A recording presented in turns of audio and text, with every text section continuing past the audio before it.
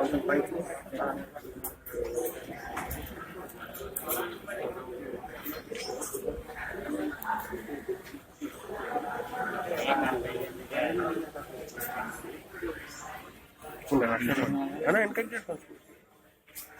మాట్లాడుతుంది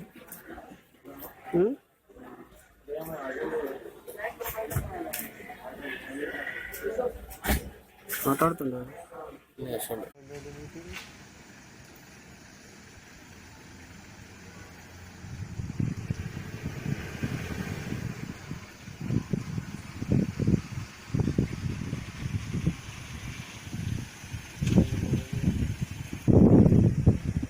వచ్చిరన్నా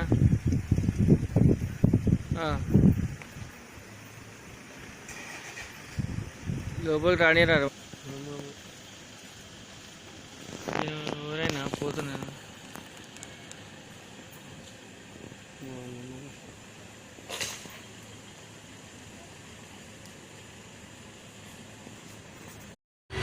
అన్నా స్ట్రీట్లెస్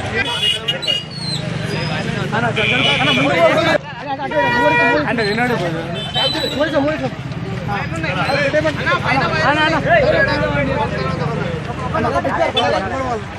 రైట్ ఉండు అలా ఇంకా జరుగురా ఇంకా జరుగు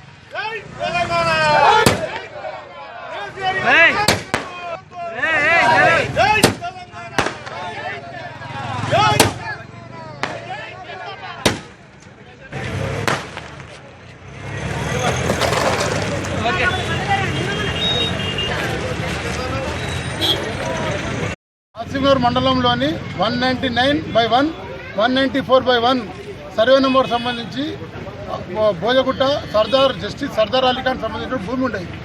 ఇది సీలింగ్ లో 194/1 199/1 సర్వే నెంబర్ హసీనగర్ మండలానికి సంబంధించినటువంటి భోజగుట్టకు సంబంధించిన భూమి ఇది జస్టిస్ సర్దార్ అలీ ఖాన్ సంబంధించినటువంటి వాళ్ళ కుటుంబాలకు సంబంధించిన భూమి. వాళ్ళు సీలింగ్ లో ప్రభుత్వ పరం చేసి వాళ్ళు వెళ్ళిపోవడం జరిగింది. అంతకు ముందే ఇక్కడ భోజగుట్టలో చాలా నివాసులు 84 నుంచి కూడా నివాసం ఉంటున్నారు ఇక్కడ చాలామంది.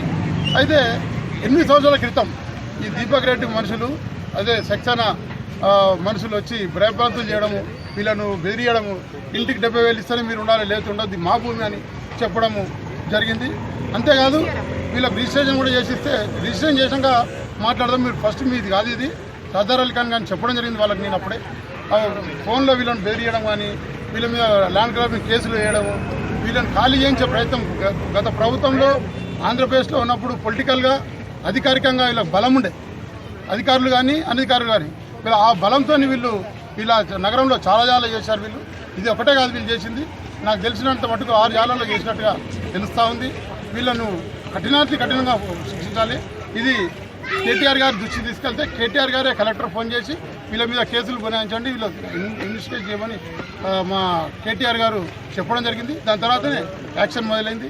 అంతేకాదు ఇప్పుడు వీళ్ళని కఠినంగా శిక్షించి ఈ భోజగుట్టలో డబుల్ బెడ్రూమ్కు ప్రభుత్వం సిద్ధంగా ఉంది. వీళ్ళని కఠినంగా శిక్షించడానికి కూడా పోలీస్ వాళ్ళకు నేను CCSకు సంబంధించిన డీసీపీ కానీ వారి సిబ్బంది కానీ నేను హ్యాండ్స్ వాళ్ళకు చేతులెత్తి మొక్కుతున్నా. వీళ్ళందరి తరఫున ఈరోజు ఇంతమంది పేదవాళ్ళకు న్యాయం చేసినందుకు CCS పోలీసులకు కూడా నేను ధన్యవాదాలు చెప్తా ఉన్నాను.